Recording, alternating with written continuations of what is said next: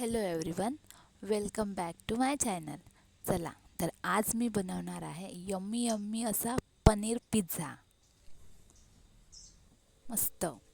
तर चला, सर्वात आधी मी ईस्टला ॲक्टिवेट व्हायसाठी ठेवलं. थोडं कोमट पाण्यात 2 चम्मच ईस्ट टाकून त्याला 5 ते 6 मिनिट ठेवलं.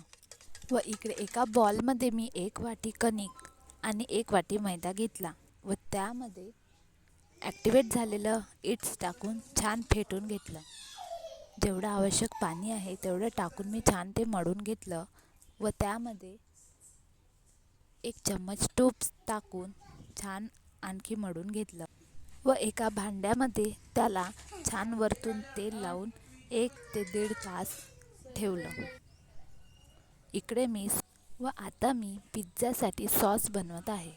त्यासाठी मी 2 टमाटे, 1 कांदा आणि 5 ते 6 लसणाच्या कड्या घेतल्या व त्याला छान चिरून घेतलं आणि पॅनमध्ये थोडं तेल टाकून कांदा, लसूण आणि टोमॅटो टाकून छान होऊ दिलं. ते शिजताच मी त्याच्यात 2 चम्मच केचप टाकलं, टोमॅटो केचप, व त्याला आणखी 2 मिनिट होऊ दिलं आणि ते नंतर बारीक केलं. इकडे मी पनीरला मॅरिनेट करण्यासाठी तिखट, हळद, मीठ टाकून छान फिरवून घेतलं व ठेवलं. आता मी छान पिझ्झाला डेकोरेशन करण्यासाठी बारीक शिमला मिर्च कापली आणि कांदा पण कापून घेतला. चिली फ्लेक्स तयार आहे.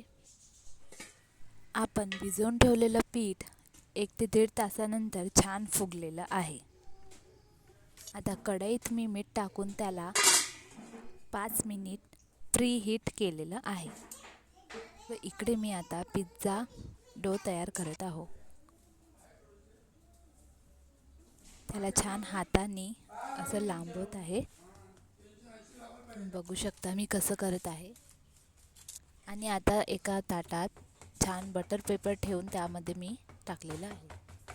आता याला मी छान सॉस लावते, पिझ्झा सॉस जो मी घरीच तयार केलेला आहे. आणि छान बारीक चिरलेली शिमला मिरची लावते. त्यानंतर कांदा व त्यानंतर मॅरिनेट केलेले पनीरचे क्यूब्स छान असे ठेवून दिले. आणि आता थोडं वरतून चिली फ्लेक्स. आता बारी आहे मस्त अशी चीजचं. भरपूर चीज मस्त टाकलं तर 1 नंबर पिझ्झा होतो. खायसाठी लागते छान. तर चला, आपलं कढई प्रीहीट झालेली आहे. आता त्यामध्ये मी ठेवते पिझ्झा व ठेवल्यावर 5 मिनिट हाय फ्लेमवर म्हणजे मोठ्या पॉवरवर होऊ द्यायचं आणि 20 ते 25 मिनिट लो म्हणजे लहान पॉवरवर होऊ द्यायचं. तर तयार आहे आपला पिझ्झा. व्हिडिओ आवडला असेल तर प्लीज सबस्क्राईब करा. थँक्यू.